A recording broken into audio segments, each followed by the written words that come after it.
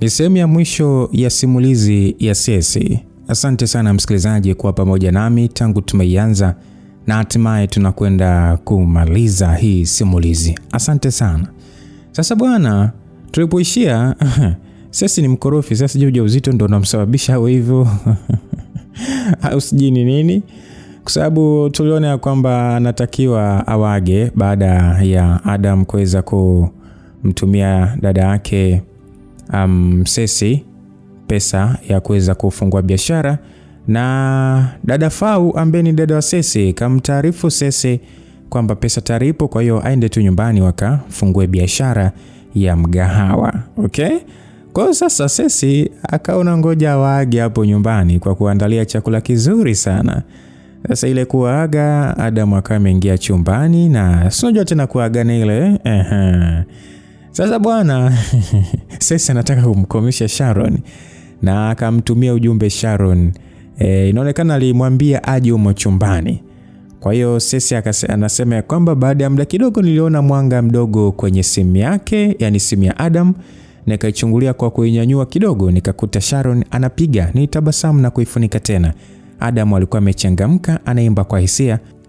Tuligonga glasi na tulikunywa, yani tuliongeza chupa nyingine baada ya chupa ile ya kwanza kuisha, na tulikuwa tumechangamka sana. Nilipoitazama tena simu yake Sharon hakuacha kupiga, nikaamua kuipokea alafu nikaifunika huku nikisema kama umeshindwa kuja basi nataka usikie kinachoendelea.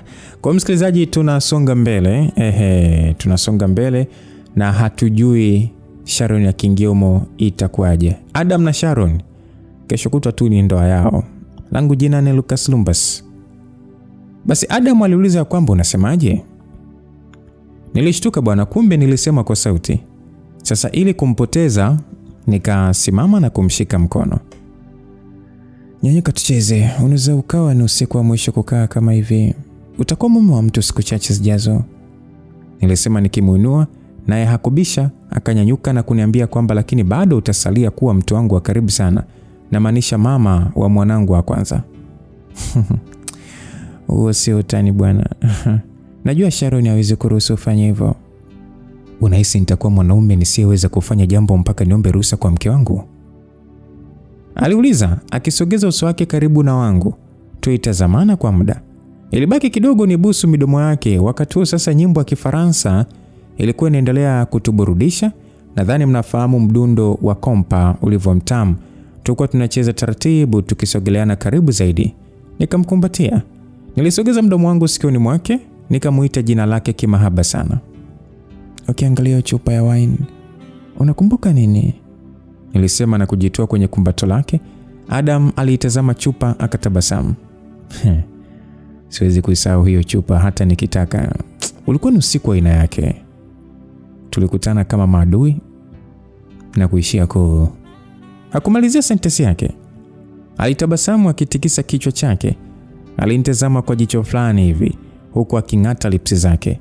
Najua kimoyomoyo anasema ya kwamba nilikunyosha sana siku ile. Mawazo yetu yalienda mbali na kujikuta sasa tunabadilishana mate. Ila wanaume ni dhaifu sana. Adam alikuwa tayari kabadilika, ameanza na kunipapasa. Nilipoona sasa nazidiwa, nikatoa mikono yake kwenye mwili wangu naye akatie. Samahani Cecy, alisema kwa aibu akitaka kwenda kukaa kwenye sofa. Nikamzuia kwa kumshika mkono wake. Kisha nikamsogelea. Mimi pia siwezi kusahau siku ule. Nilikuwa na hasira, lakini uliponishika kifua changu na kunyonya midomo yangu ulibadilisha kila kitu. Nilihisi kama niko kwenye ulimwengu mwingine. Nilisema nikipapasa kifua chake huku nikilegeza macho na kumwangalia kwa uchu. Acha kuniangalia hivyo Cecy. Unanichanganya mwenzio. Unaweza kunibusu?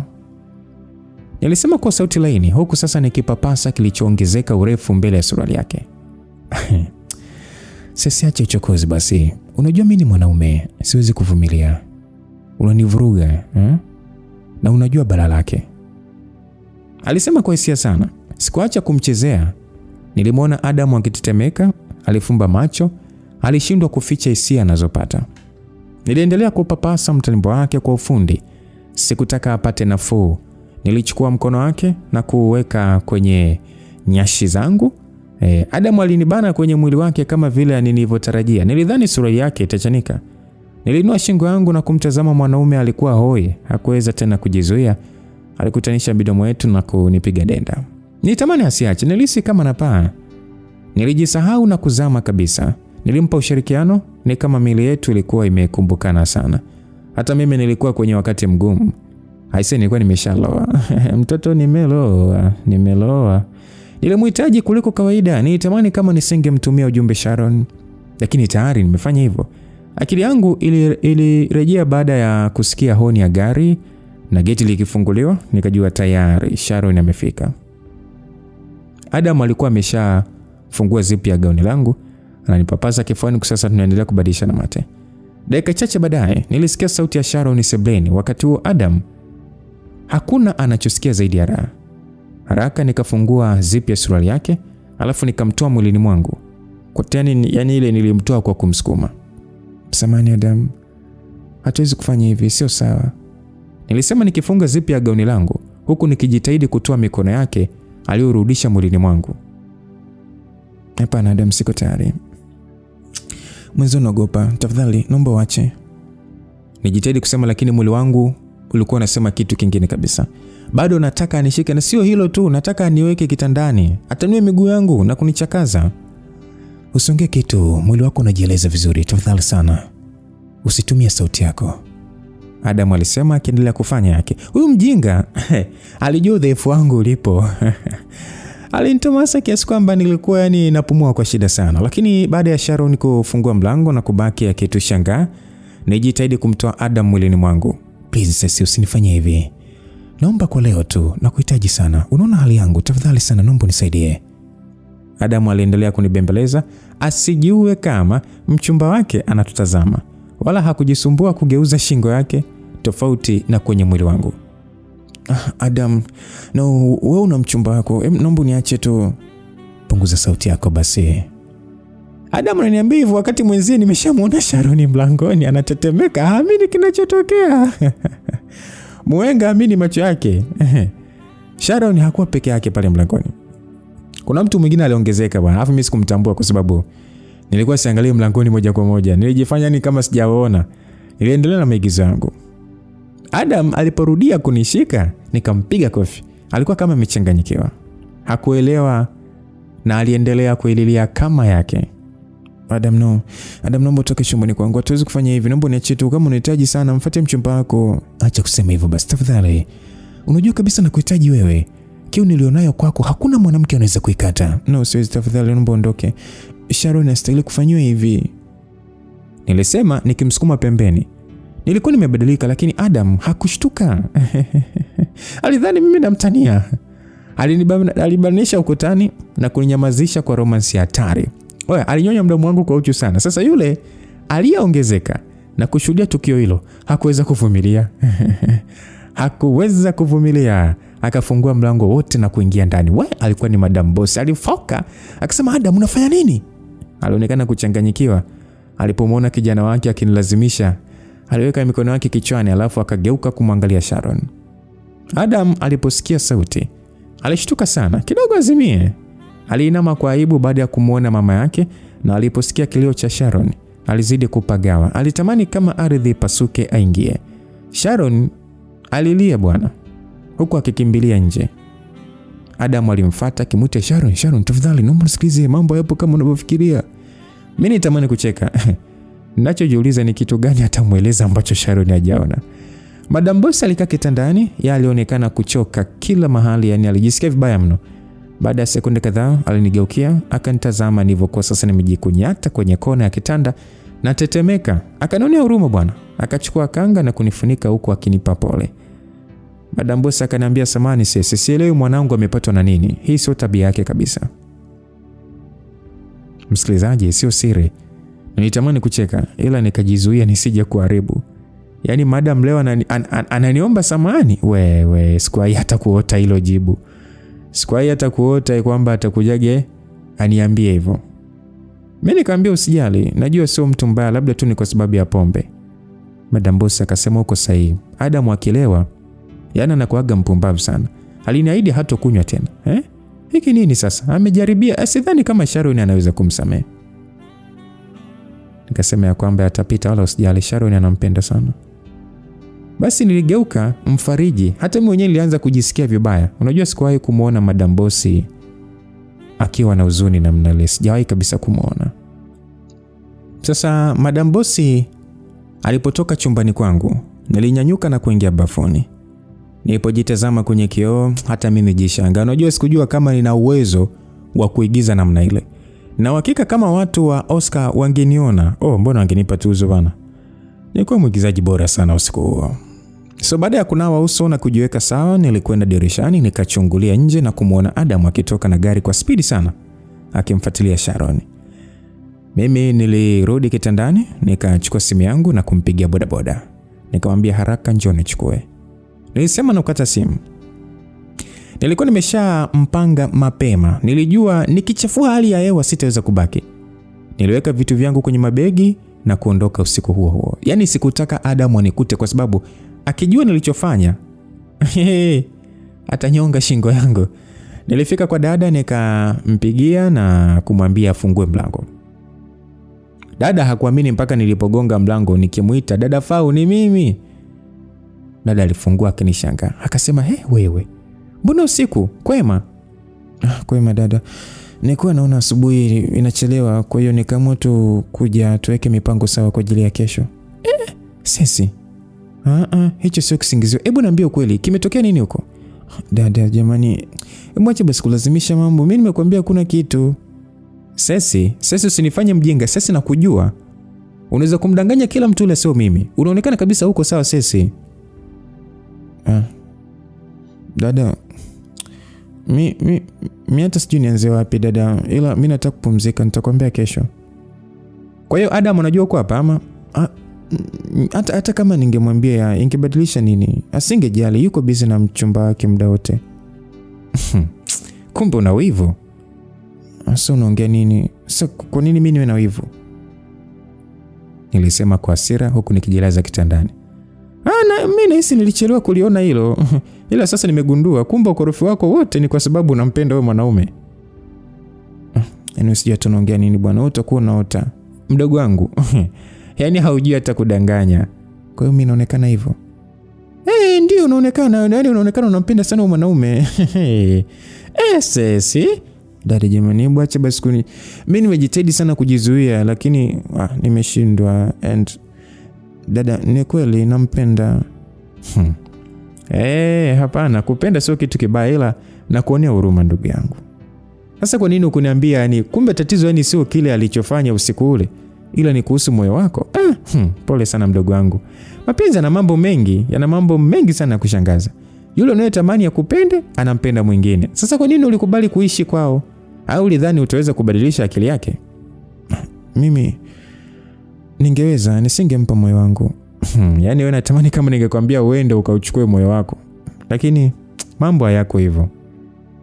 Sasa dada, mimi nitawaambia vipi moyo wangu? Basi bwana, dada aliongea mambo mengi sana kwa wakati mmoja. Nilikosa cha kufanya. Nikavuta shuka na kujifunika.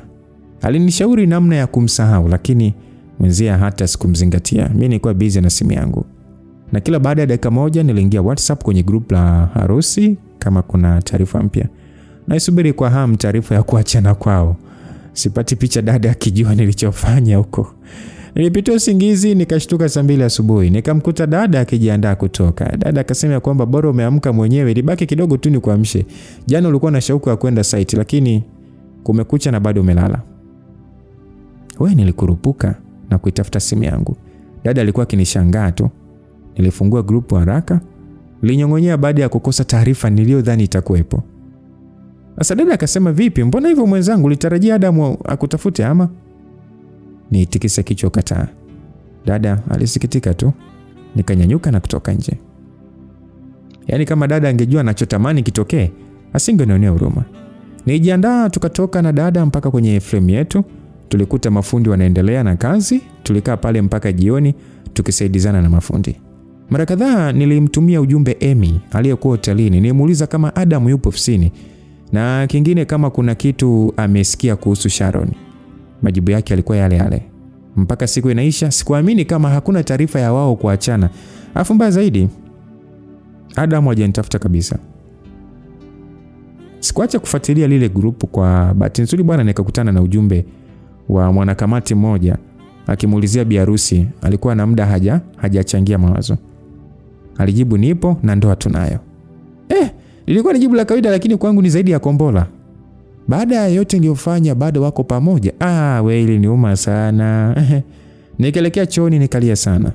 Nilijuta kwa sababu ya chuki, nimempoteza mtu aliyenijali.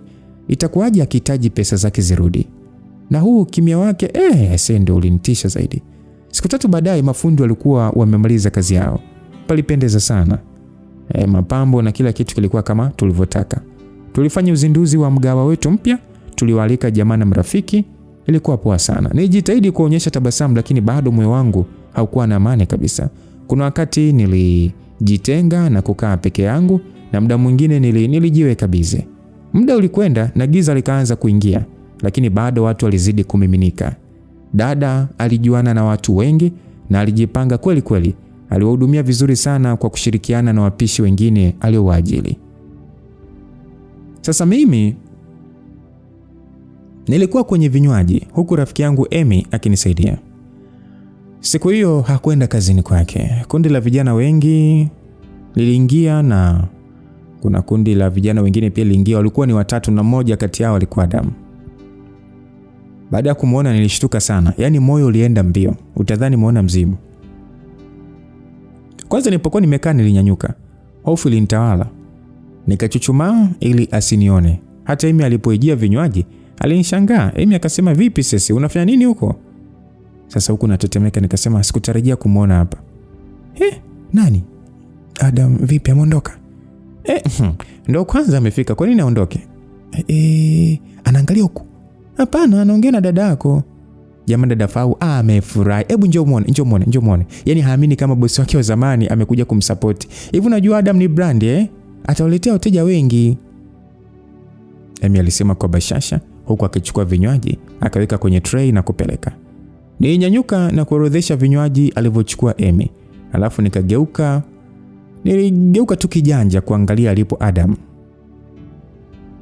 Nikamwona anakula huku akipiga story na dada. Najua wanaelewana sana, lakini kwa nini haniulizi? Niliwaangalia kwa muda mrefu, lakini Adam hakuonekana kuzungusha macho yake kunitafuta. Unajua hiyo iliniuma. Baadaye alinyanyuka na kumwaga dada. Sikuwahi kupotezewa kiasi hiki. Nilihisi hasira. Nikafungua chupa ya bia pale na kuanza kunywa kwa pupa. Dada alikuja nilipo, akanitazama kwa muda, akaniambia kwamba naona una mpango wa kuzima mdogo wangu. Sio kuzima tu, atakufa kabisa. Nilisema huku nikiendelea kunywa. Nilikuwa nimevurugwa. Dada akasema kwamba sikujua kama ukimuona unakuwa na hali mbaya hivi. Dada alisema akichukua ile chupa kutoka kwangu. Dada, naomba niache ninywe angalau hata nipunguze mawazo. Mjinga sana we. Adam anakusubiri kwenye gari. Nenda kazungumze naye. Mwambie kila kitu. Kama itasaidia kumtoa kwenye akili yako, sawa. Baada ya kusikia hivyo nitoa macho. Nikasema, nini? Unasema ananisubiri? Fanya haraka, usimsubirishe sana. Baada ya kauli ya dada, nikajiangalia nilivyovaa, na kabla sijatoka nikamuuliza kwamba subiri kwanza dada. Yaani amekwambia chochote kuhusu Sharon au harusi yake? Dada akasema hapana, tujiongea hilo na sidhani kama kuna tatizo. Nilishiwa pozi. Basi nikatoka kinyonge mpaka nje ambako niliona gari lake pembezoni. Nikasogea kusasa, wasiwasi ukizidi kunivaa. Nitawezaje kumtazama usoni? Nilimwomba Mungu kimoyomoyo anipe ujasiri wa kuvumilia lawama atakazonipa, na kama atanitukana basi mimi nitanyamaza. Emi aliyekuja nyuma yangu sasa huku akinisemesha akasema kwamba sisi uko sawa kweli? Nikasema kwamba ndio niko sawa, lakini usiponiona masaa 2 yajayo nenda karipoti polisi, nitakuwa nimetekwa. Nilisema huko nikirekebisha viatu vyangu. Emi akasema kwamba hivi unaongea nini wewe fala? Nani akuteke? Mimi sikujali maneno yake. Nilishusha pumzi na kulisogelea gari taratibu. Kioo kilishushwa upande wa dereva. Nikamwona Adam akinionyesha ishara niingie kwenye gari. Nilitaka kufungua mlango wa nyuma, akaniwahi na kunifungulia mbele. Nikaingia. Hata kabla sijakaa vizuri, Adam aliondoa gari kwa kasi. Wasiwasi ulizidi kuongezeka, nikijiuliza kwamba ananipeleka wapi na kwa nini hajasema kitu. Niliogopa asije akawa anaenda kuniua. Nikavunja ukimya, nikamuuliza kwamba tunaenda wapi. Baada ya kusema hivyo, nikakaa kimya kumsikilizea. Hakuzungumza chochote wala hakunitazama, aliendelea kuendesha gari. Nashindwa kumvumilia, nilitamani kumtukana na kumwambia sijawahi kuona mwanaume ananuna kama yeye. Yaani sijui hata tunaenda wapi, sijui dhamira yako huko ni nini, afu mwenyewe bado upo kimya, mdoto unanipa wasiwasi. Kwa nini usiseme kitu? Ongea basi, mimi niko tayari kupokea lawama zote. Sina shukrani, ni muongo, sifai. Wewe sema yote, mimi laumu tu kwa namna yote unavyotaka, ila sio kunikalia kimya. Nilipayuka ili kumtia hasira, lakini sikufanikiwa. Adam aliendesha gari mpaka nje ya mji, ndani huko. Aliposimama getini, ndipo nikagundua ilikuwa ni hoteli yao nyingine. Baada ya kuingiza gari mpaka parking, tulishuka na kuanza kutembea. Nilikuwa mimi namfuata kwa nyuma. Mazingira yalikuwa mazuri sana. Niliona watu wachache waliokuwa sehemu ya bar, muziki kwa mbali. Tulivuka lile eneo na kuzunguka nyuma ya jengo. Kulikuwa na utulivu wa aina yake, upepo mwanana, miti ya kutosha iliyopandwa kwa mpangilio, na kila chini ya mti kulikuwa kuna viti na meza. Aisee, palivutia mno. Adam aliingia kwenye kijumba cha makuti na mimi nikafanya hivyo. Ilikuwa ni sehemu nzuri ya kupumzika. Kulikuwa kuna sofa kubwa na meza duara. Adam aliniacha pale na kwenda kuzungumza na mhudumu. Nilipata nafasi ya kumwangalia vizuri. Kama kawaida yake alikuwa amependeza mno. Huyu jamaa ni gentleman bwana. Anajua kuvaa huyu mpuzi. Pozi zake sasa. Hata kama una hasira, kuna namna akikutazama hasira zote zinayeyuka. Nilijikaribisha kwenye sofa huku sasa naendelea kutazama mandhari nzuri ya eneo lile. Na mara kadhaa namtazama Adam. Sasa Adam yeye alipomaliza kuzungumza, aligeuka kunitazama. Nilishindwa confess, najihisi ni mwenye hatia. Adam alikaa upande mwingine, tukatazamana. Akaniuliza, "Sesi, unaendeleaje?" Hatimaye nilisikia sauti yake. Nilidhani ni mimi peke yangu ninayeweza kuigiza, kumbe na Adam ni master. Huyu mjinga Isa alivyokuwa ananitazama ni kama hatakuwa wote kwenye gari. Wasiwasi uliisha. Nikabaki sasa na hasira za kununiwa. Nikajibu niko poa. Nimejikaza na kuitikia kwa kujihami. Huku sasa natazama mazingira. Sasa nikawaza ya kwamba sio mbaya kama kutatokea hatari pa kukimbilia papo. Niliwaza wakati sasa mhudumu akiweka vinywaji mezani. Nilishika glasi, nikanywa kushusha pressure niliyokuwa nayo. Ilikuwa ni cocktail yenye ladha nzuri sana. Ulikuwa sahihi, tunatakiwa kuzungumza. Nataka kujua kwa nini ulifanya vile. Najua una hasira na mimi, lakini mimi sikukusudia kuumiza. Sasa ni bora uvue hicho kinyago chako. Najua uhalisia wako, ile haikuwa bahati mbaya. Ulipanga kila kitu. Ulituandalia chakula na kutupatia maneno mazuri. Nilikuamini ukafanikiwa kutumia udhaifu wangu. Kama ile ndio ilikuwa ni zawadi yako ya harusi, basi nashukuru, nimeipokea, na kama kuna nyingine unaweza kunipa mapema. Nachukia sana surprise. Adam aliongea sauti nzito yenye maumivu ndani yake. Msamani Adam, hivi unaweza kunisamehe? Ningepokea samani yako kama kile ulichofanya kingetoka kwa bahati mbaya. Lakini sasa ulikusudia kuharibu uhusiano wangu na Sharon. Najua tulipoonana kwa mara ya kwanza zilikuwa ni nyakati mbaya. Hatukuelewana. Lakini sikujua kama utaendelea kunichukia hata baada ya yote niliyokufanyia. Hivi ulidhani ukarimu wako wa ghafla unaweza kufuta yote ulionifanyia? Hata sijui nifanye nini tena. Hebu niambie nifanye nini ili uondoe hiyo chuki kwangu. Kisasi changu kimeishia hapo. Nadhani muda kila mtu kuendelea na maisha yake. Hivi unadhani mimi naweza kukutelekeza? Haijalishi utafanya nini, bado nitakujali. Hiyo ni ahadi niliyompatia rafiki yangu, na siwezi kuivunja hata nikitaka. Sasa nimekuleta hapa tumalize tofauti zetu. Mimi na kwani mbona tuna tofauti? Yameisha, mimi nahitaji kuondoka. Ni ngumu kiasi hicho? Bado hujaridhika tuna majibu yangu ama? Uondoke hapa mpaka tuelewane. Adam, mimi nimekuambia nimekusamehe. Sasa unataka nini tena? Adam, kama utaendelea kunijali, mimi sitaacha kusababisha matatizo mengine. Kama umenisamehe, kwa nini bado una hasira? Mimi hasira zangu hazina maana yote. Lazima kuna jambo. Unajua naweza kufanya chochote kwa ajili yako. Niambie nifanye nini unisamehe? Haina maana. Ni heri tu ukaniacha mimi niende kwa sababu huwezi kunipa ninachotaka. Nilisema hivyo huku sasa nikinyanyuka. Kabla sijatoka, Adam alisimama na kuudaka mkono wangu. Na kuahidi, hata kama sio leo, ila nitapambana upate unachotaka. Tafadhali sana. Unaweza kuniamini? Niambie, mimi sitakuoje. Hapana Adam. Kama utaniambia, unaweza kupata namna. Lakini kama utaendelea kunyamaza, huenda ni jambo ninaloweza kutatua kwa dakika 2 tu, niamini. Adam alizidi kunishawishi, tena akiwa ameushika mkono wangu. Mimi nataka wachane na Sharon. Sisi unanitania Kwa hiyo unaniona mimi nacheka hapa ama? Nilimjibu nikimkazia macho ili ajue na maanisha. Lilikuwa ni ombi gumu sana kwa Adam. Nilimuona alivyoachia mkono wangu. Alikosa utulivu, akakaa kwenye sofa. Aliinama kwa muda alafu akanitazama na kuniuliza kwamba kwa nini muache. Umeniahidi hautonioji. Umeona sasa? Nilijua tu huwezi kumwacha yule binti. Hivi unamaanisha unachosema? Adam aliuliza kwa mara nyingine, ni kama haamini. Ngoja nikushauri kitu Adam. Yaani fanya kama hatujaonana leo. Sahau kila kitu, unirudishe kwa dada. Mimi nakuahidi sitakusumbua tena. No, hapana sisi. Najaribu kukuelewa lakini sielewi umepata wapi hayo mawazo. Kwamba mimi naweza kumwacha yule mwanamke? Hebu rudi kwanza ukae. Nilirudi kukaa. Nikaambia kwamba sio kwamba nakulazimisha, nilitaka ujue ilivyo ngumu kuwa karibu na wewe wakati wewe ukiwa na Sharon.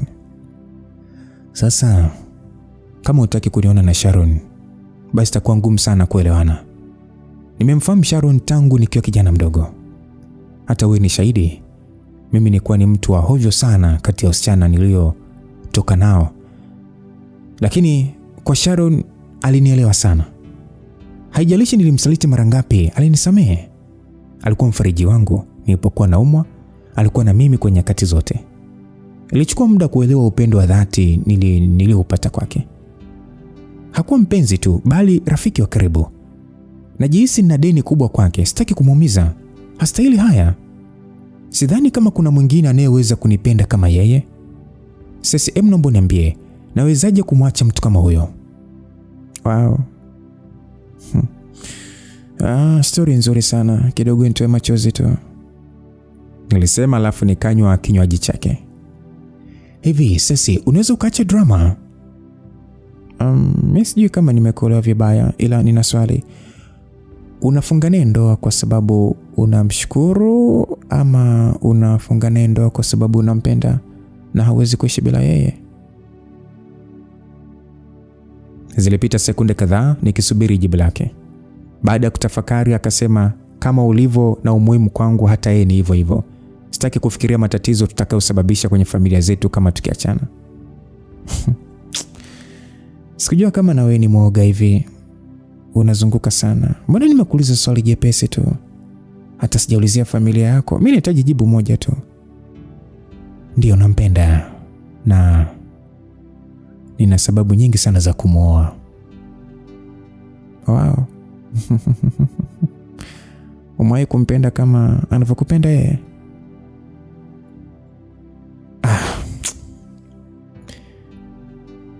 Naona aibu kwa sababu sijawahi kufikia hata nusu ya upendo wake. Unajua tatizo lenu mnachanganya kati ya mapenzi na kupatana. Sharon ni mwanamke mzuri na unamkubali sana. Mnaweza kuwa marafiki wazuri, lakini si wanandoa wazuri. Unajaribu kusema nini? Yaani unahisi hatuendani ama? Adam aliuliza kana kwamba anahitaji ushauri kwa mtaalamu wa mahusiano. Nilitabasamu baada ya kusikia hivyo, nikamuuliza kwamba kama ikitokea Sharon akagailisha ndoa, utalazimisha? Sharon hawezi kufanya hivyo. Yeye ndo ana shauku ya kuolewa. Amepambana sana kuandaa harusi. Kwa hiyo hawezi kuangusha wote waliohusika. Wazazi wake, ndugu waliowaalika kutoka mbali, rafiki zake ambao tayari wameshona sare. Hawezi kupoteza vyote hivyo.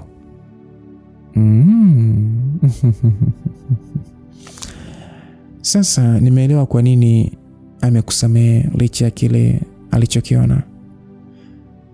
Unatakiwa kujua tu Sharon si mwanamke anayeweza kuteteleshwa na maigizo yako. Adam alisema kwa kujiamini. Hilo halikunisumbua kwa sababu mpaka hapo nimeshaelewa mahusiano yao yanahusiana na nini. Nimejua. Anyway, inawezekana sijamtetelesha, lakini najua moyo wake hauwezi kupona kwa siku moja. Anajikaza sana, natumaini atakuwa mke mwema. Hivi sisi, unajua sikuelewi, yani unafanya yote haya ili upate nini? Aliniuliza hivyo na mimi nikakaa kitako na kumtazama. Hivi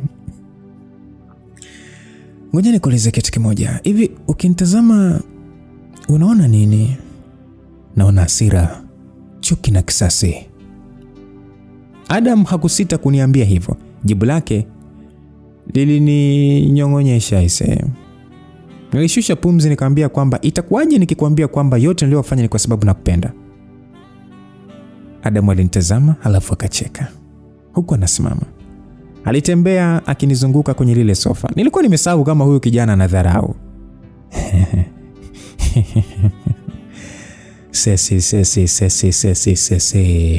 Sesi.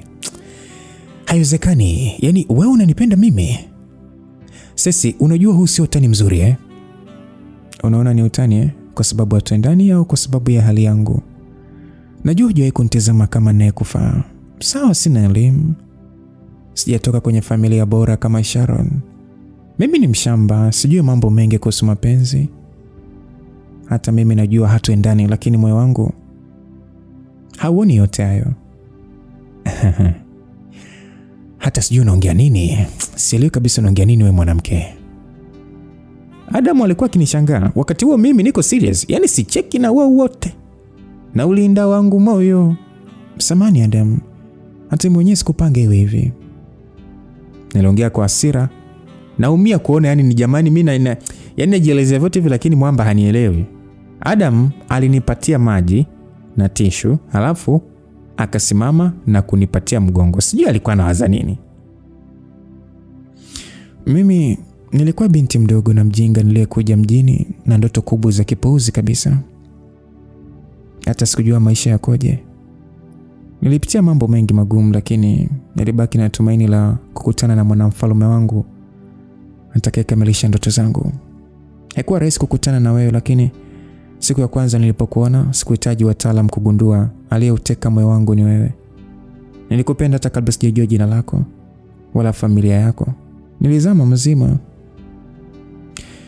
Kwa bahati mbaya hukugundua wala kujali kabisa. Hukunitazama mara mbili uliponiona, na hilo halikunikatisha tamaa.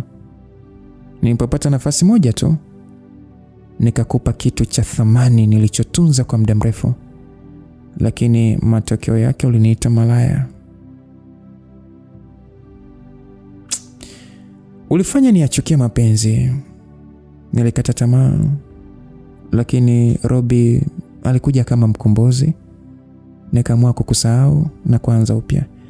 Lakini sidhani kama nina bahati kwenye haya maisha, kwa sababu baada ya kufungua kurasa mpya ukatokea kama rafiki wa mpenzi wangu. Na sio rafiki tu, ulikuwa kama ufungua mafanikio yake. Unajua ulichokifanya ili umpatie kazi. Unafahamu sana. Ulikuwa katili sana. Hukuridhika kutesa moyo wangu. Ukaamua kuziumiza hisia na mwili wangu. Baada ya usiku ule mateso alianza upya.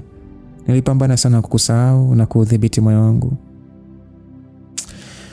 Robbie alinisaidia sana kuishi kama haupo duniani.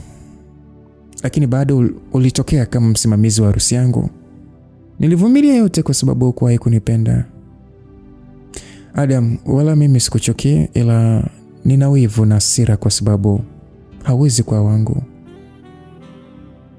Msikilizaji, nisema hivyo yani mdao naongea kwa kujikaza lakini machozi yananitoka. Sio okay. Yani unajua nilikuwa ni kama nimejivua nguo zote na kubaki mtupu mbele yake. Alinitazama akanisogelea. Akaniuliza kwamba kwa nini hukuwahi kuniambia? Mimi siku zote nidhani unanichukia. Kama ungejua kingebadilika nini Adam? Na hapa kwa Mungu sikuwahi kufikiria kitu kama hicho. Naomba unisamehe sana Sesi. Kama ningejua nisingefanya vile. Una haja ya kujielezea na kuelewa. Mimi nimekuambia kwa sababu umesisitiza. Huu ni ukweli wa moyo wangu. Siri niliyotaka kuingia nayo kaburini. Lakini bado ulitakiwa kuniweka wazi. Ni kwa sababu hatukupangiwa kwa pamoja. Kafunge ndoa na mwanamke wa maisha yako na usahau nilichokwambia. Kitu kimoja ninachotaka unisaidie ni kukaa mbali na mimi. Maneno yangu msikilizaji alitoka moyoni. Ulikuwa ni ukweli unaoumiza sana. Adam akaniambia kwamba siku zote unaomba kitu nisichoweza kufanya. Fanya kwa ajili ya Sharon. Kaa mbali na mimi. Hata hivyo sitaki kutesa tena moyo wangu. Umeshanisaidia vya kutosha sana Adam. Hapana Sesi. Hebu naomba usiwe binafsi kwa mwanao. Nahitaji kuwa babake, nataka kumtunza. Jamani, ila Adam eti aliona hiyo ni sababu ya kubadilisha mawazo yangu. Huyo bado hajanielewa bwana. Ikabidi niongeze sauti. Adam, ingekuwa rahisi kama ningekuwa nakuhitaji, ila mimi nakupenda. Tafadhali sana Adam, sahau kuhusu hilo. Mimi na wewe hatuwezi hata kuwa marafiki. Kwa nini unifanyia hivi? Ni kwa sababu hakuna ninachokiona kwako zaidi ya mapenzi, na mtu pekee aliyeweza kuzuia hilo alikuwa ni Robi. Hayupo tena. Itakuwa ni ngumu, lakini na imani mwanae atanisaidia kukusahau.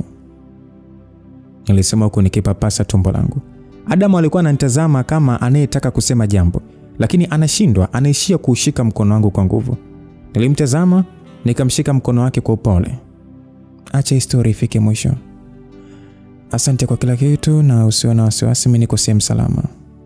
Unastahili furaha, kwa hiyo nakutakia maisha mema. Kwa heri Adam. Nilisema nikiutoa mkono wake, nikanyanyuka na kuondoka. Nilitembea kwa hatua ndogo ndogo ili nisianguke kwa sababu nilipata kizunguzungu. Sikugeuka mpaka nilipofika kwenye kona, nilisimama na kuanza kulia kwa uchungu. Na kilichoniuma zaidi ni Adam hajasema kama amewahi hata kunifikiria. Nalia mwenyewe, hata hajisumbui kunifuata. Sijui nataka nini, ila angejaribu hata kunibembeleza. Mimi ni mpumbavu. Sijui hata nilikuwa nawaza nini, lakini sawa, angalau nimetoa mzigo niliobeba kwa muda mrefu. Hii ni namna nzuri ya kukubali mambo yaishe, na imani nitakuwa sawa. So nilitembea kuelekea barabara kuu, lakini kabla sijafika, Deus ambaye ni dereva wa Adam alinipigia honi nyuma yangu. Alisimamisha gari, nikapanda, akanirudisha mgawani. Nilipofika tu kwenye mgawa, nikapitiliza mpaka store. Muda ulikuwa umeenda na pale alikuwa amebakia dada peke yake. Alikuwa anafunga. Sasa dada akaniambia, "Sesi, nini kimetokea? Mbona sura imepauka namna hiyo?" Nilimuita dada na kuanza kulia upya, nikimkumbatia dada yangu. Dada akaniambia, "Nini kimetokea? Mbona unanitisha?" Nimwambia ukweli Adam. Yaani unamaanisha? Ndio dada. Maskini mdogo wangu, pole. Hebu naomba unisamehe basi. Unajua ilikuwa ni wazo la kijinga sana. Mimi sijui hata kama tulitarajia nini zaidi ya machozi. Jikaze mwaya, yatapita. Dada alisema huko akinibembeleza. Basi siku zilikwenda, hatimaye siku ya harusi yao ilifika bwana. Ulidhani haitafika? Siku ya harusi yao ndugu yangu ilifika. Sasa dada Fau alikuwa akijipamba. Nilikuwa natazama kwenye meza zilipo kadi.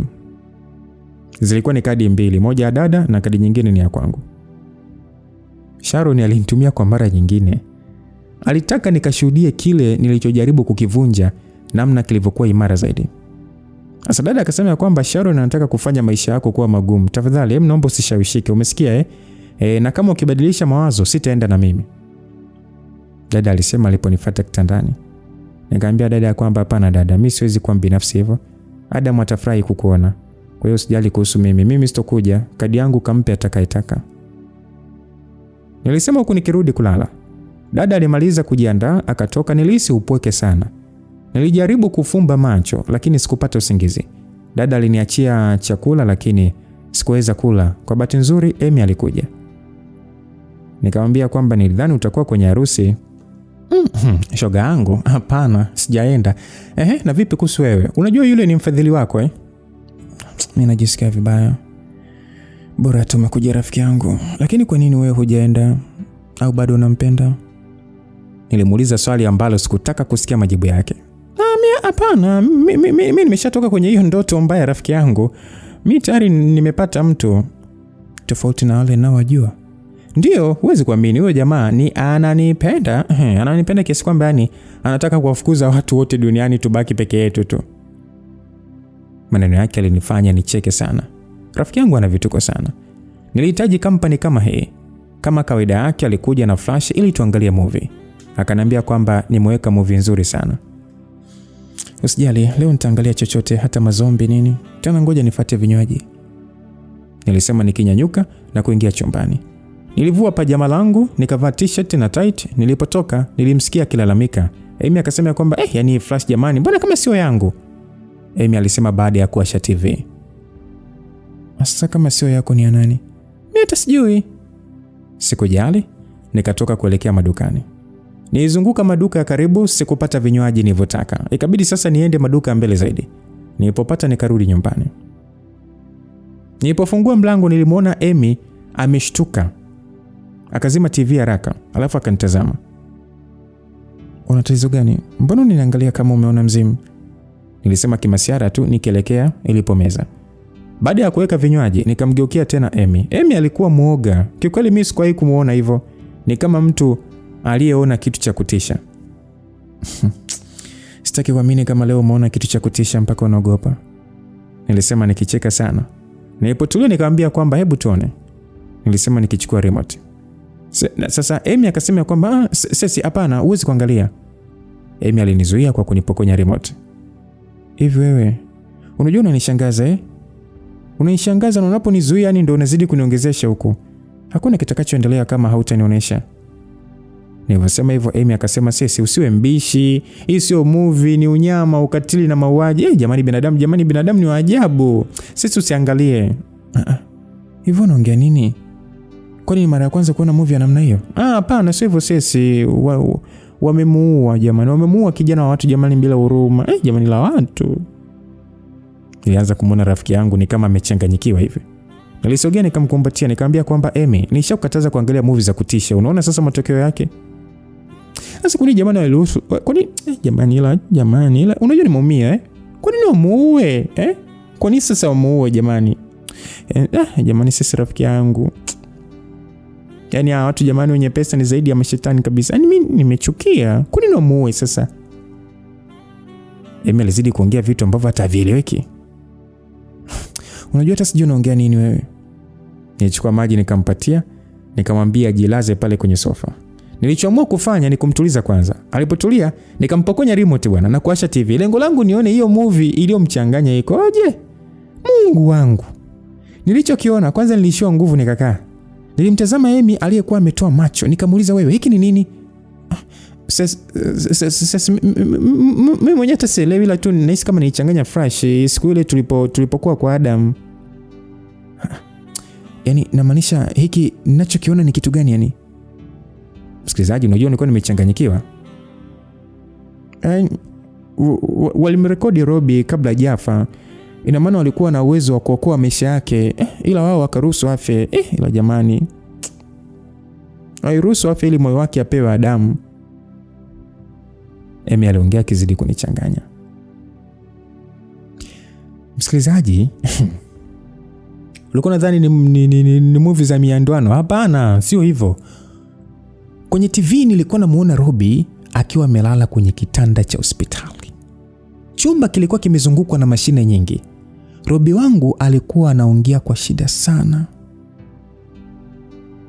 Nilikuwa nahisi kuishiwa nguvu, hata maneno anayokuwa anasema sikuyasikia vizuri.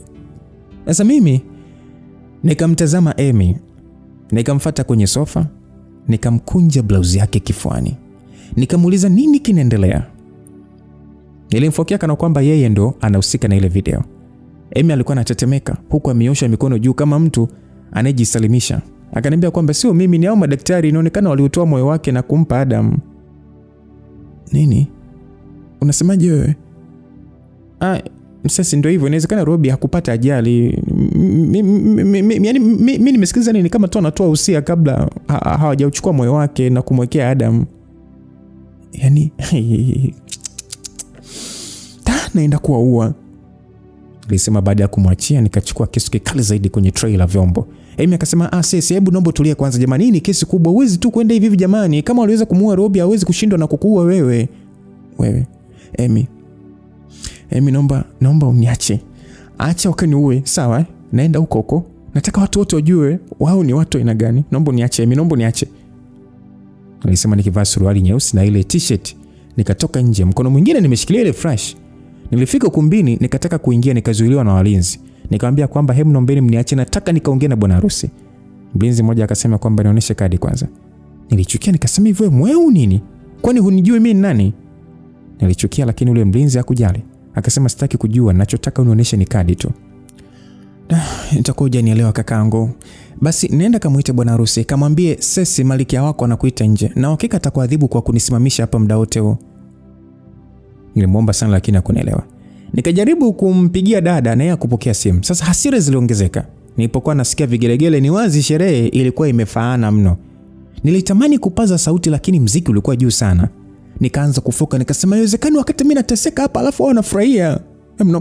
Naomba nipishe nikamue mwanaramu na mama yake. Niache au ni mashetani. Hasira zangu zilihamia kwa mlinzi aliyebaki baada ya mwenzie kutoka. Sasa mlinzi akasema kwamba naomba ondoke hapa kabla sijakutoa kwa nguvu. Wewe unawatetea kwa sababu unajua ulichokifanya, si ndio? Kakaangu, hao watu ni hatari. Utaona tu watafungwa gerezani maisha yao yote. Naomba uniache nipite. Ile kaka akasema nakushauri ukashtaki ili polisi wafanye kazi yao. Haya, nenda. Yule mlinzi akaambia nimemtuma rafiki yangu, atakuja na polisi muda si mrefu, lakini mimi siwezi kusimama hapa nikusubiri. Tafadhali naomba niruhusu niingie kaka. Kwa nini unakuwa mgumu hivyo kuelewa? Yule mlinzi akasema kama nitakuruhusu ina maana nitakuwa nimehusika kwenye fujo zako. Mimi siwezi kuruhusu niharibie kazi. Nilimwomba sana yule mlinzi, lakini hakunielewa. Aliona ni kama nimechanganyikiwa vile. Nilipokuwa nikitoka kwenye lango kuu, niliona gari la maharusi parking likiwa limepambwa maua ya kuvutia. Lilikuwa ni la kifahari sana. Nilishindwa kudhibiti hasira yangu. Nikachukua rungu la mlinzi alilokuwa kaweka chini bila kuniona. Nikasogea lilipo gari haraka sana, nikaanza kuvunja vioo vya ile gari. Mlinzi alinifuata bwana. Nikawa sasa namkimbia. Tukawa sasa tunazunguka lile gari. Kila nilipopata nafasi nilipasua kioo. Ilikuwa ni tafulani, lakini waliokuwa ukumbini hakuna hata mmoja aliyetoka ukumbini. Hiyo limaanisha hawakusikia chochote. Sasa mlinzi mwingine alikuja, niliwasumbua. Lakini walifanikiwa kunidhibiti na kunipeleka kituo cha polisi. Nilipofika kituoni nilikuwa nikiwasumbua sana. Nakumbuka afande mmoja alinipiga kofi moja matata sana, nikaanguka chini. Baada ya kuamka kidogo akili ikarudi sawa sawa bwana. Nikawa mpole. Nikasogea na kuanza kutoa maelezo. Walinisikiliza lakini maelezo hayakujitosheleza. Nilitakiwa kuwapatia ushahidi. Nilianza kujipekua lakini sikuiona flash. Nikamwambia sasa nitakuwa tu nilidondosha pale kwenye gari. Niliomba sana wanipeleke lakini sikueleweka.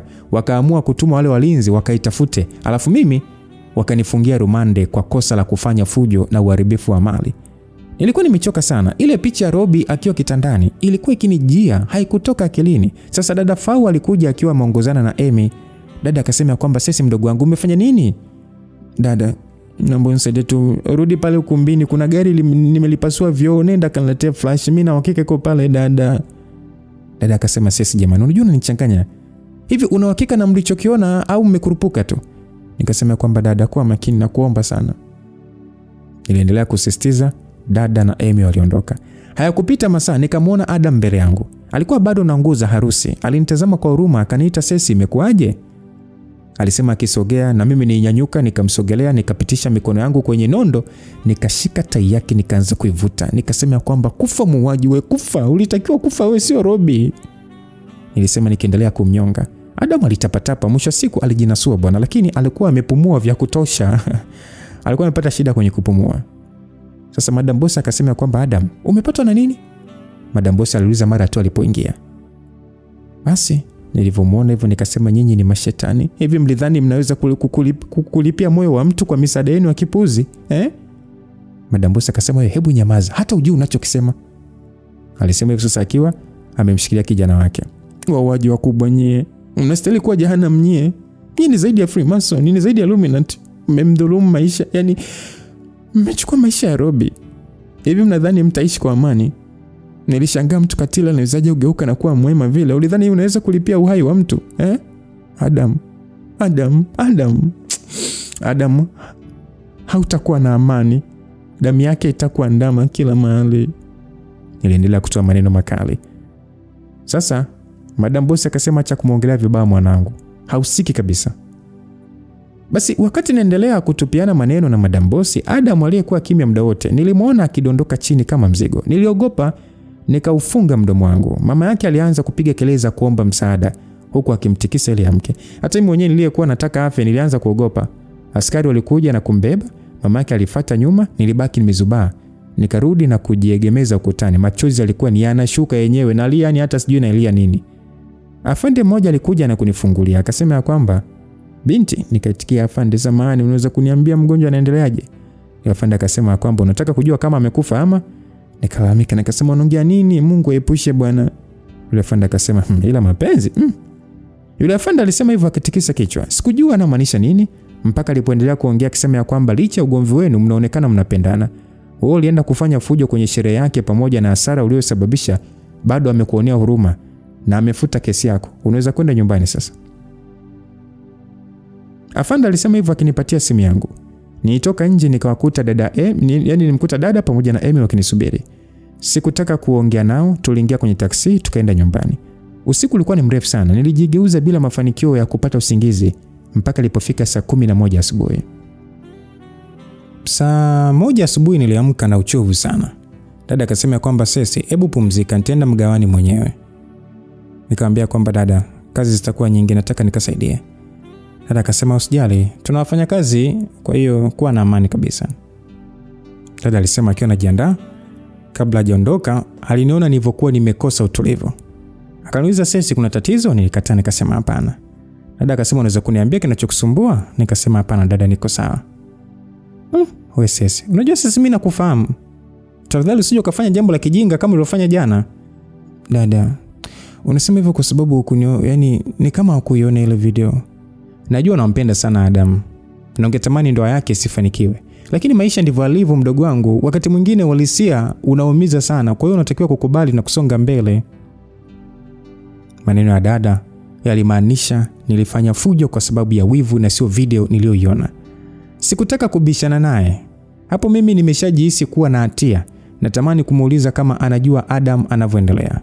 Dada akasema kwamba pumzika na ujitafakari. Dada alisema hivyo akichukua mkoba wake. Kabla hajatoa mkono nikamshika, akanitazama, akaniambia, nini tena Sesi? Dada, unajua Adam ana hali gani? Nauliza kwa sababu alidondoka pale kituoni. Niliuliza nikionyesha huruma. Sikuwa na namna, nilitaka tu kujua ili nipate amani. Dada alinitazama kwa muda akaniambia kwamba Adam amefariki. Unavyoniona hapa naelekea msibani. Dada, unasemaje? Nilishtuka. Nikaamka na kusimama. Miguu ilikuwa inatetemeka. Natamani kama nipoteze fahamu.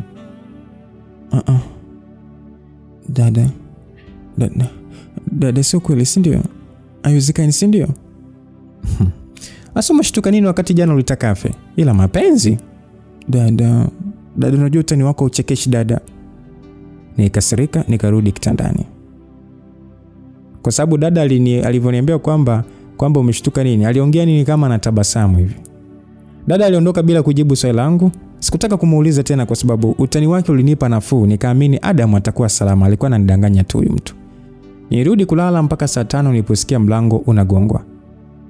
Nikashuka kitandani na kwenda kufungua huku napiga miayo. Hasi nilishangaa kumuona mama yake Robbie mlangoni. Mama yake Robbie akasema naruhusiwa kuingia? Aliuliza baada ya kuona nimebabaika kumuona. Nikasema ndio, ingia mama. Naona nimekuamsha. Unaonaje ukienda kuoga ili uje ule nimekuletea chakula unachopenda? Mama alisema akiweka kikapu chini. Haonekani kuwa na wasiwasi. Sidhani kama anajua kilichotokea jana. Nichukua taulo nikaenda kuoga. Nilipotoka Alinikaribisha mezani akiwa tayari amepakua chakula. Hapana mama, asante, nadhani nitakula baadaye. Hapana sis, hii sio kwa ajili yako. Ni kwa ajili ya mjukuu wangu, na hili sio ombi, ni lazima ule. Mama alisisitiza. Sikutaka kubishana naye. Nilikana kwanza kula. Nilipomaliza kula, nikatoa vyombo na kurudi kukaa. Mama alianza maongezi, akasema kwamba nimesikia jana ulifanya fujo ukapelekwa kituoni. Sisi, kwa nini ulihatarisha usalama wa mjukuu wangu? Vipi kama ungepatwa na kitu kibaya? Msikilizaji, huyu mwanamke ni mbinafsi, anawaza mjukuu wake tu na sio usalama wangu. Na kama aliyekwambia angekupa na sababu za mimi kufanya hivyo, sidhani kama ungekuwa hapa sasa hivi. Amenidokeza tu, lakini mimi nataka kusikia kutoka kwako. Niambie nini kilitokea jana? Kuna video niliona jana, sio nzuri. Na nisingependa wewe ujue hilo kwa sababu sio jambo zuri kabisa. Jamani, wewe sio na hofu, mimi niko imara. Unaweza kuniambia chochote kama ni jambo linalomhusu Robi, niambie tu. Mama, ile video alikuwa anaonekana Robi akiongea maneno ya mwisho. Inaonekana hakufa kwa ajali mama. Hivyo unaweza kuamini Adam na mama yake walimlazimisha Robi ajitolee moyo wake. Mama, wamemtoa kafara mwanao, wamemuua mama. Nilisema huku sasa nalia kweli kweli. Mama alinibembeleza, akaniambia kwamba lakini mwanangu, umeiangalia vizuri hiyo video? Aliuliza akiwa mtulivu mpaka nikamshangaa. Mama, unajua kuhusu video? Nilipomuuliza, alitikisa kichwa kukubali. Ndio niliona, lakini kwa upande wangu nilikuwa nimetulia nikaielewa. Nilimshangaa nikamgeukia kwa mara nyingine. Kama unafahamu kuhusu video, unawezaje kutulia namna hii mama? Kana kwamba kuna kilichotokea. Kijana wako ameuawa. Hili sio la kufumbia macho, tunatakiwa kupata ushahidi ili waliohusika waadhibiwe mama. Taratibu sisi, na hakika haujaitazama vizuri hiyo video. Mama, unamaanisha nini? Mbona iko wazi ambacho sijaelewa nini hapo mama? Hukutakiwa kukurupuka. Kama ungejipa muda wa kuitazama na kuisikiliza vizuri, ungegundua hata wewe umeshiriki kumuua mwanangu.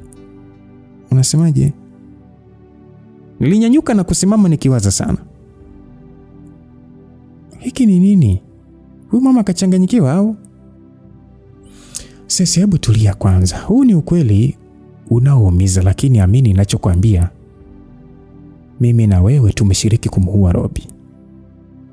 Aliendelea kuongea mambo ambayo sielewi. Mama, mbona sikuelewi? Robi alipata ajali mbaya sana, lakini haikuchukua uhai wake. Maskini mwanangu. Baada ya kuona viungo muhimu vya mwili wake haviwezi tena kufanya kazi, ndipo alipochukua maamuzi magumu. Yeye ndiye aliyeomba moyo wake upimwe kama unafaa kwa Adam. Wakati huo Adam alikuwa mahututi, hajitambui. Baada ya vipimo vya madaktari kujidhihirisha, ndipo mwanangu akafanya maamuzi ya kujitoa kafara. Sisi, mwanangu amekufa kwa ajili yetu. Hakutaka tuteseke. Hakutaka kututegemea sisi. Kwa hiyo Mungu, naomba tu nisamehe, nimemuua mwanangu kwa sababu nilimtazama yeye kama mkombozi wa familia. Nilimpa majukumu yote ya baba. Mama alikuwa akilia kwa uchungu sana, na wote tulianza kulia. Kijana wangu alitaka kuonekana shujaa siku zote. Aliogopa kututegemea. Alitaka kumbadilishia nepi mtoto wake, na sio mtoto mbadilishia yeye. Mama, inatosha. Aisee, tulilia ni kama msiba ulianza upya. Hata Adam alimficha. Aliambiwa siku aliyofanywa sherehe ya kumkaribisha. Yule kijana hana hatia yoyote. Hakupaswa kumlaumu. Amejitahidi kufanya kila kitu alichoambiwa na Robi. Mama alinielezea karibu kila kitu kilivyotokea. Nilijiona mwenye hatia sana. Nilijuta kumsikiliza Amy. Ni bora ningekaa na kuitazama mwenyewe. Baadaye mama aliniaga ili aweze kurudi kwake. Nilitoka naye nje kwa lengo la kumsindikiza. Wakati tunatembea nikamuuliza kwamba mama, jana Adam alipokuja kufuta kesi kituoni, alidondoka vipi, unajua hali yake? Mama alianza kwa kusikitika. Niliogopa, nikasimama na kumtazama. Nikamwambia, unamaanisha nini mama? Hali yake ni mbaya sana. naogopa kwa sababu tunaweza kumpoteza. Moyo unaweza kuacha kufanya kazi. Hapana mama, haiwezekani. Adam hatakiwi kufa. Huo moyo unatakiwa kuishi mama. Yuko hospitali gani? Mnaomba niambie haraka sana, nataka nikamuone. Nilisema nikiwa tayari naita bodaboda ili nipande. Mama Robi akaniambia alipo na kisha nikaondoka. Sasa nilifika hospitali nikawakuta ndugu zake nje ya wodi maalum. Nilimwona Madam Bosi akiwa amezungukwa na watu waliokuwa wanamfariji na kumwambia ajikaze. Sharon alikuwa amejiinamia. Walionekana wameshinda pale tangu jana. Bila shaka wajalala. Mama yake aliponiona alisimama na kunifuata kwa hasira. Huku nyuma yake walimfuata wale wanawake wakimtuliza asifanye fujo. Basi Madam Bosi alifoka akasema, umefuata nini hapa? Nakuuliza wewe mchawi, unataka kuhakikisha kisasi chako kinatimia ama? Alifoka. Na isingekuwa wale wa mama basi ningepigwa sana. Madam Bosi akasema, maskini kijana wangu wema wote umemponza. Kama angeamua kuficha, hakuna mtu ambaye angejua kilichotokea. Hata asingelazimika kuwasaidia, asingefikia hapa. Madam Bosi akawa analalamika huko analia. Nilimfuata daktari na kumuuliza kama naweza kumuona mgonjwa. Kwa bahati nzuri niliruhusiwa nikaingia baada ya kupewa mavazi maalum. Nilipoingia kwenye kile chumba nilikuwa natetemeka vibaya mno. Palikuwa tulivu, ni sauti za mashine na kompyuta ndizo pekee zilitoa sauti. Palikuwa na ubaridi sio siriani. Yaani ilikuwa ni sehemu ya kutisha sana. Hapana. Adam hawezi kufa, tafadhali naomba amke. Naomba nisamehe, sikutaka iwe hivi. Nakupenda sana. Hata Mungu anajua hilo. Zilikuwa ni hasira tu, tafadhali naomba usiende. Amka tafadhali. Unaniogopesha sana Adam. Amka ili nikwambie mazuri yako kwanza, alafu utachagua uende ama ubakie. Adam naomba unisamehe. Kwa binafsi wangu, wewe ndio mtu pekee uliyeziba pengo la Robi. Unahisi kuna mtu ataweza kuziba pengo lako na lake? Fikiria hilo kabla hujaondoka Adam. Kama ukienda mwanangu atamuita nani baba? Ni wewe pekee uliyebaki na kuhitaji sana, tafadhali naomba ubaki na mimi Adam. Naomba unisamehe.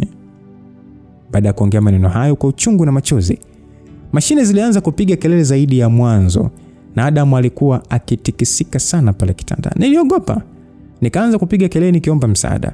Madaktari walifika nikatolewa nje. Nilipotolewa nje na madaktari, niliwakuta ndugu zake wana hofu sana. Nikapiga magoti mbele ya mama yake. Nikasema kwamba Madam naomba unisamehe. Nilikurupuka, najua sistahili msamaha lakini na imani ataamka. Kama Adam asipoamka hata mimi sitaweza kujisamehe. Niliongea kwa uchungu sana, lakini Madam hakutaka hata kunisikiliza. Nikamgeukia Sharon, nikamuomba radhi. Yeye hakuwa na maneno mengi. Yeye aliniambia tu ya kwamba hauna haja, sisi umeshasababisha matatizo ya kutosha. Kwa hiyo muombe Mungu akusamehe lakini sio mimi. Nilibaki pale chini nalia sana, huku nikimwambia Mungu aniadhibu mimi sio Adam. Baada ya dakika chache daktari alitoka na kila mtu alikuwa akiulizia hali ya Adam. Wote macho na masikio walikuwa kwa daktari. Jamani, hayo ni maajabu. Maombi yako binti yamejibiwa kwa haraka sana. Moyo umeanza kufanya kazi kawaida. Daktari alisema akinitazama. Nilikuwa siamini. Zililipuka sauti za shangwe na furaha. Madam Bosi alinikumbatia kwa nguvu akasema, asante sana kwa kuokoa maisha ya mwanangu. Asante, sijui hata nikupe nini.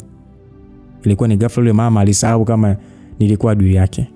Kila mtu alikuwa ni mwenye furaha sana. Daktari aliruhusu watu wawili tu kwenda kumuona.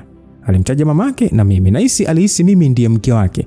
Ikabidi nirekebishe hilo na nafasi yangu nikamwachia Sharon akamuone mume wake. Baada ya wao kutoka kumuona na kutupatia taarifa kwamba Adam amepata fahamu na yuko vizuri, nilimshukuru Mungu na kuondoka. Basi siku zilikwenda. Baada ya Adam kuimalika, yeye na Sharon walikwenda Dubai kwa ajili ya fungate. Nilikubaliana na hali na maisha yakaendelea. Baada ya mwezi mmoja tumbo langu lilikuwa kubwa. Nilijipangia muda wa kufanya kazi na kupumzika. Mgawa wetu ulikuwa ni maarufu sana. Tuliajiri wafanyakazi wengine wawili akiwemo shogangu Emi, bingwa wa kurupuka na kutia chumvi kwenye mboga. Siku moja nilikuwa sehemu yangu ya vinywaji bwana. Nilipomaliza kutengeneza juice, nikaiweka kwenye freezer na kupanga vinywaji vingine. Nilikuwa nimechoka, nilihitaji kupumzika sehemu yenye utulivu. Hivyo niliamua kurudi nyumbani. Nilishuka kwenye bajaji na kuanza kutembea kuelekea nyumbani. Kuna gari lilinipita, nikahisi kama nalifahamu hivi, lakini sikulipa umakini sana. Kwa sababu nimemkumbuka sana Adam, basi kila nikiona aina hiyo ya gari nahisi ni yeye. Kuna muda nahisi kama yuko karibu yangu. Nilitaka mimi tusionane. Ajabu mimi ndiye nateseka zaidi kukosa uwepo wake. Nilipozidi kusogea niliona lile gari maeneo ya nyumbani. Sikujali sana, lakini nilipoangalia namba nilikodoa macho isije kuwa nimeshasahau namba za gari yake. Nikasema awili itakuwa ni wenge tu. Basi nilitazama juu taratibu, nikamuona Adam akishuka kwenye gari. Nilisimama pale pale, sikuweza kupiga hatua nyingine. Alisimama mbele ya gari na kuweka mikono mfukoni. Uso wake ulikuwa umejaa tabasamu. Unajua, kwanza kwanza siamini kama ni yeye. Nafsi natamani nimfuate, nimrukie kwa furaha, lakini nafsi nyingine inakataa na kunikumbusha Adam ni mume wa mtu. Nilijiuliza ya kwamba baada ya yote niliyomwambia, kwa nini amekuja kuniona? Nilikuwa bado nimesimama pale, sijui kipi sahihi cha kufanya. Kuna akili inaniambia nikimbie na nyingine inaniambia niende nikamkumbatie. Tulibaki tunatazamana. Yuko vile vile, hata abadiliki. Amevaa simple, kapendeza sana. Adam akanipungia mkono, ikabidi sasa nisogee alipo. Adam alinitazama akatabasamu, alafu akanisogelea na kushika tumbo langu. Vipi, mwanangu anaendeleaje? Nilihisi ubaridi, hata kumjibu nikashindwa. Panda kwenye gari, nataka nikupeleke sehemu. Adam alisema akinifungulia mlango. Naanzaje kubishana sasa? Nilikuwa ni kama robot tu, naenda anavyotaka. Alikuwa amechangamka sana. Tulienda mpaka Alpha Hotel, tukaingia. Kitendo cha kuingia kwenye chumba chake tu, Adam alinivutia kifuani kwake na kunikumbatia. Kisha akasema nilikumisi sana. I say, lile neno lilipenya vizuri mpaka nikajihisi niko angani. Machozi yalinitoka. Nilikuwa na hisia za furaha sana. Adam aliendelea kuongea, akasema ya kwamba nilimisi kukuona, nilimisi harufu yako, nilimisi chakula chako, nilimisi sauti yako. Adam alisema akiwa bado kanikumbatia. Nilikuwa siamini kama maneno yote hayo ananiambia mimi. Kwani Sharon yuko wapi kwanza? Hivi amesahau kama nilishamwambia tuwe mbali? Basi alinikalisha kwenye sofa. Akanipa glasi ya maji nikanywa, huku muda huo nikifuta machozi yangu asiaone. Sasa ina maana hauna cha kuzungumza? Kabla sijazungumza kitu, simu yake iliita. Ilikuwa kwenye sofa ambalo nilikuwa nimekalia. Niliona jina la aliyekuwa anapiga. Nilipoa na kuwa mdogo. Hata ile furaha ya kumuona ikayeyuka. Kitu kimoja kabaki ni kunyanyuka na kuondoka kabla sijafumaniwa. Adam alichukua na kupokea. Afumba zaidi, ilikuwa ni video call. Hello Sharon. Vipi, unaendeleaje? Niko poa, sijui wewe. Naona sura yako ina nuru. Nasikitika kuona umechangamka baada ya kuniacha. Baada ya Adam kuongea hivyo, nilijiuliza kumwacha tena? Kwani wameachana lini hawa? Sharon, unajua niko na nani? Adam alimuuliza Sharon. Kiukweli nilidhani amekuja kuniona kwa siri. Kabla sijamaliza kushangaa, Adam alikuja kwa karibu yangu na wote tukawa tunaonekana. Nilipotazama simu yake nilimwona Sharon. Nizidi kushangaa, Sharon aliponiona na hakukasirika. Yaani walikuwa wanaongea kama hakuna tatizo lolote. Haikuishia hapo, Adam alinipa simu niongee, halafu yeye akatoka nje. Nilikuwa namtazama tu, hata sijui nianzie wapi kujitetea. Sharon alikuwa amechangamka na maeneo aliyokuepo ilionekana yuko kwenye hoteli za kifahari. Tulisalimiana, akaanza kunitania, mara sijui nimuonyeshe tumbo lilivyokuwa nini. Wow, mtoto amekaribia. Mtunzeni vizuri. Iko siku anti yake nitakuja kumuona. Ina maana hautakuja hivi karibuni? Ndiyo, ni bora nibaki huku tu kukwepa lawama. Huko kila mtu analalamika na kunishambulia kwa sababu ndoa yangu haijamaliza hata mwezi nimeachika. Nini? Mmeachana? Ulikuwa hujui? Ina maana Adam hajakwambia? Hapana, kwani imekuaje tena? Mimi nimemwacha kwa sababu mimi siwezi kuishi na mwanaume anayempenda mtu mwingine. Unamaanisha Adam ana mwanamke mwingine? Hebu acha kujifanya ujue mwanamke ni wewe sisi, Hii vita mshindi ni wewe. Mimi nimeabwaga manyanga, kwa hiyo nawatakia kila laheri. Sharon aliongea. Of course niliona pia huzuni yake. Nilimwonea huruma, lakini sikujua nimwambie kitu gani. Usijali sisi, makosa najua ni ya kwangu, mimi nilikudharau sana. Kwa hiyo ona sasa umesababisha nikimbie nyumbani. Si unajua tena wazazi wa Kiafrika wanaweza kunipa laana. Kwa hiyo mimi nitabaki huko mpaka hali itakapotulia. Sharon alisema hivyo na kisha akakata simu. Msikilizaji, unajua nilikuwa sielewi, inahisi kama utani. Hata siamini, yani mtu anawezaje kukata tamaa baada ya kuvikwa taji la ushindi? Wakati nawaza hayo, mlango ulifunguliwa na Adam akaingia akiwa na mifuko miwili aliyoiweka mezani.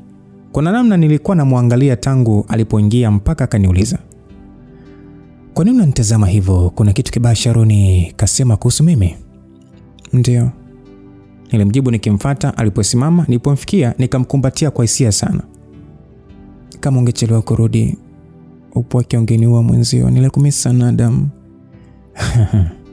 "Mimi pia nilikumisi." Adam alinitoa kwenye kumbato akanitazama na kunipiga boost kwenye paji la uso. "Nakupenda sana Sesi, hujui tu nilivyokuwa najizuia kukukumbatia na kukubusu."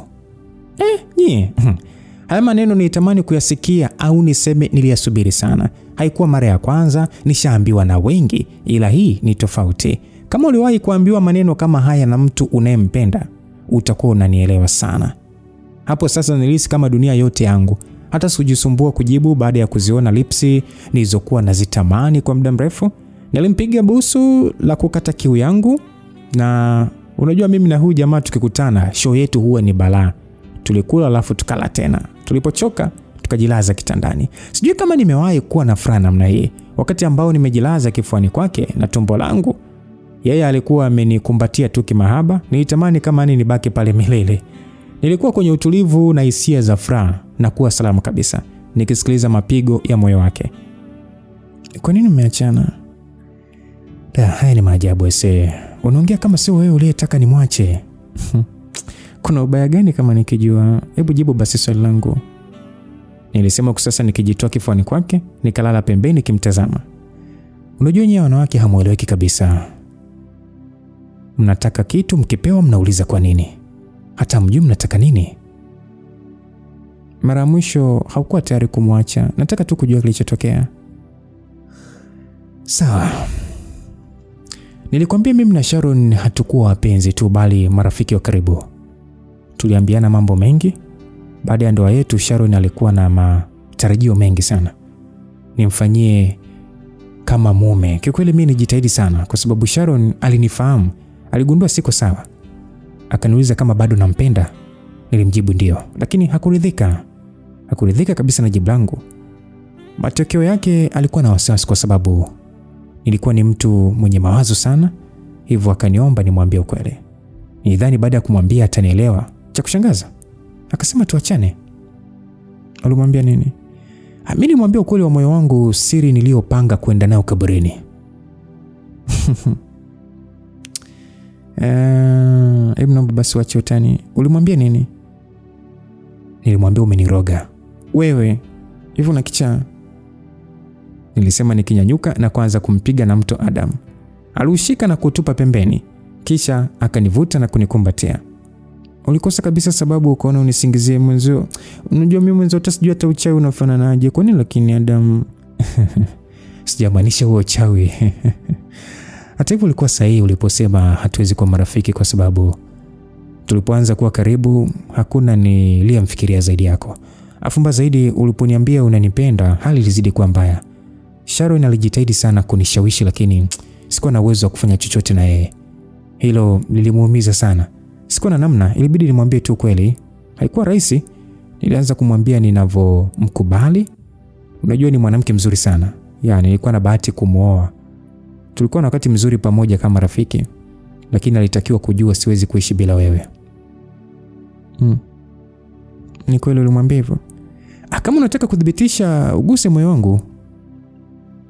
Adamu alisema akiweka mkono wangu kifuani kwake. Makazi yako yapo kwenye moyo wangu. Hauwezi kuendelea kufanya kazi kama utaniacha.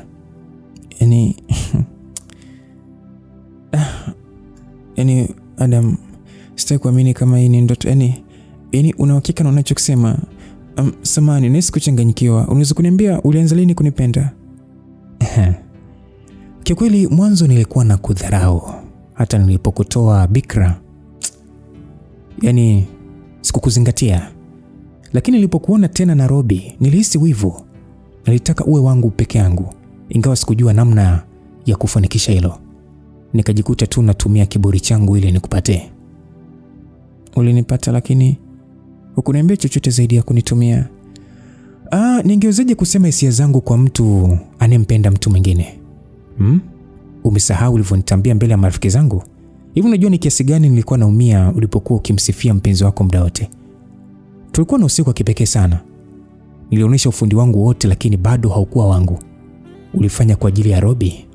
Ulipoondoka nijidharau sana na kujiona sifai licha ya mapenzi niliyokupatia, bado ukarudi kwa Robi. Na kazi ukaacha. Hiyo ilimaanisha hutaki tena kuniona. Iliniuma sana.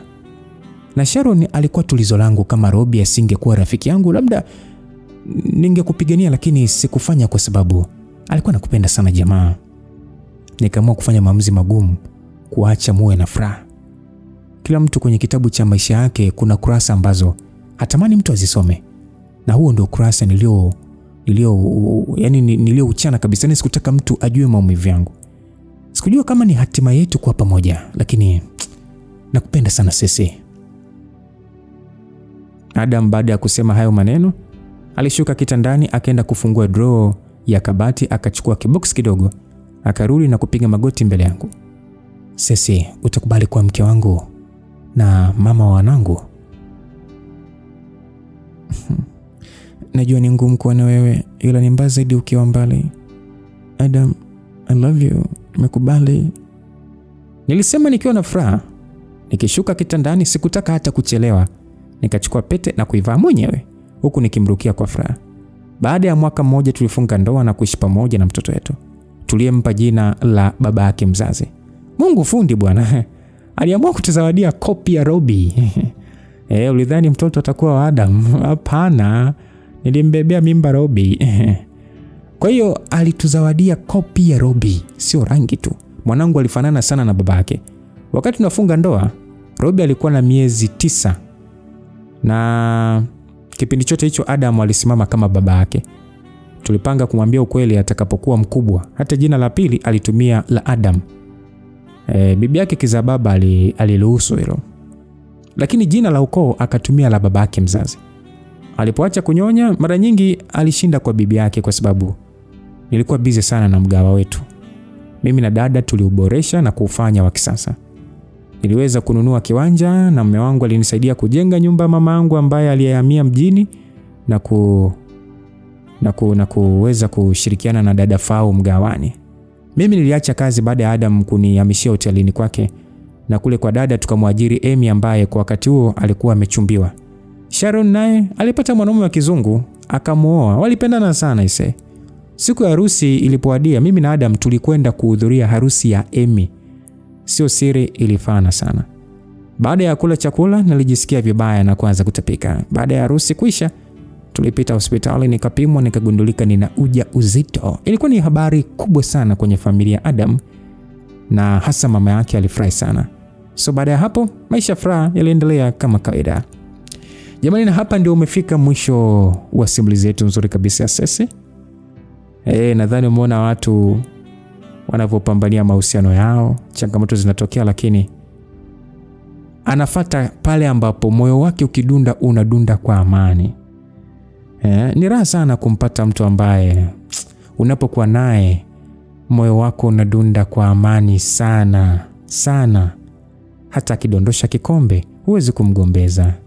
Hata akifanya kitu hiki unamuelewa. Ni kwa sababu unamwamini na wote mnajua mnapendana. Hii kitu huwa ni bahati.